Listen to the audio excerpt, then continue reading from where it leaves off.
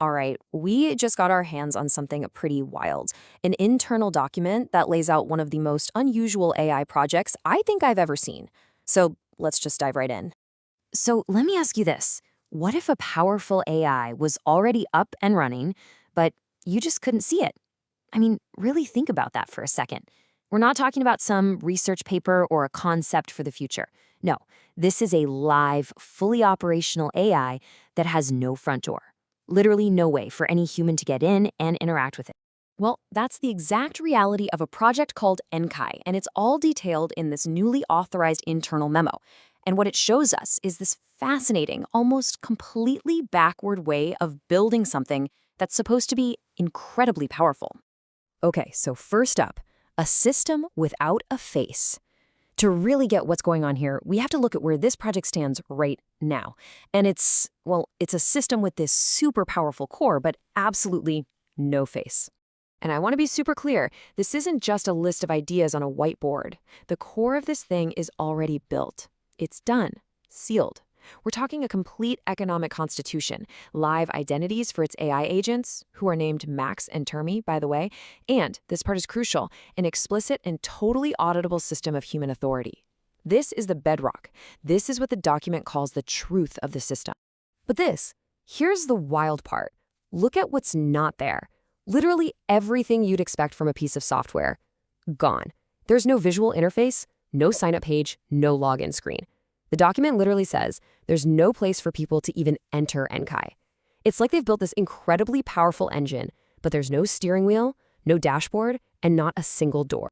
And a quote from the document itself just hits this home. It says, "This is not theoretical. This is a live but restrained runtime." So yeah, the system is active. It's running right now. But it's been intentionally put in a kind of holding pattern, restrained, until that foundation was proven to be absolutely rock solid. So this brings us to the core philosophy that explains this whole weird strategy. It's a principle the document calls truth before experience. And just think about how different that is, right?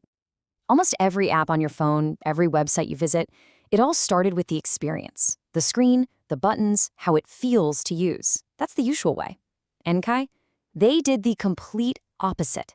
They focused entirely on the deep, unchangeable rules, like the physics of their world, long before they ever thought about what it would look like.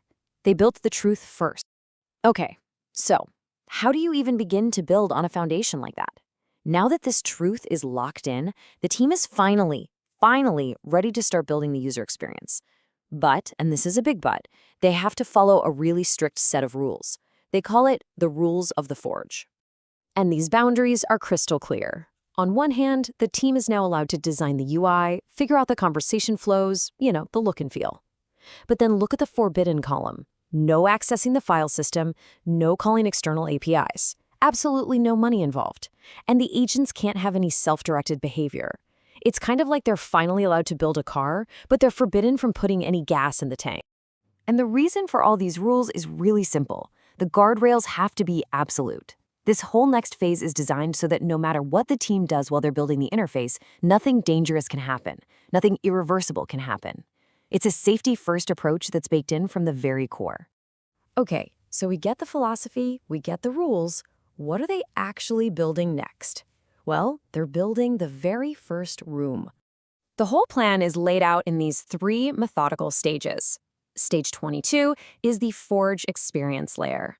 Then, stage 23 is the foundational UI shell.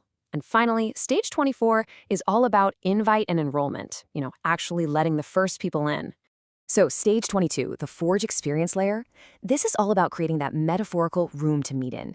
And the key word here is persistent. This is not some disposable chat you close and forget about. No, it's a stable, consistent space where a human can enter and always find the agents, Max and Termi, just there, ready to talk. It is the very first point of contact. Then we get to stage 23, the foundational UI shell. This is where they build the actual screen you look at. And the document is really specific. The goal here is clarity, not a super polished, flashy design.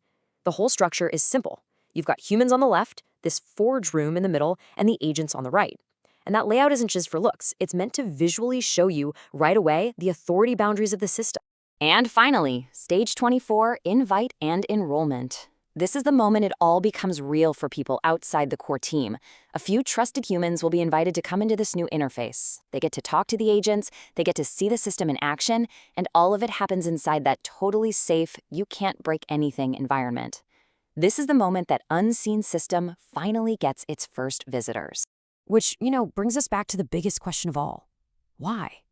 Why go through all this trouble? Why build everything in this strange, kind of backward order? Well, the answer, right there in the document, is actually a really powerful insight. It basically says most people start with UI and regret it.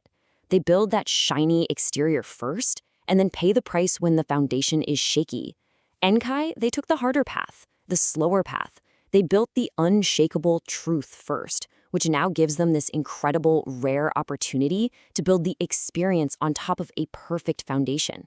And the document follows that up with 3 simple words. That is rare. And it's so true.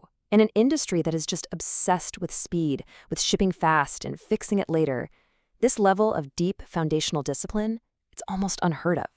And that really leaves us with one final big question to think about. Because the story of NK isn't just about one project's weird methodology. It's a question for all of us, really, about what we choose to prioritize. In a world that is built for speed, that relentlessly pushes us to go faster, what is the real value of slowing down and building for truth?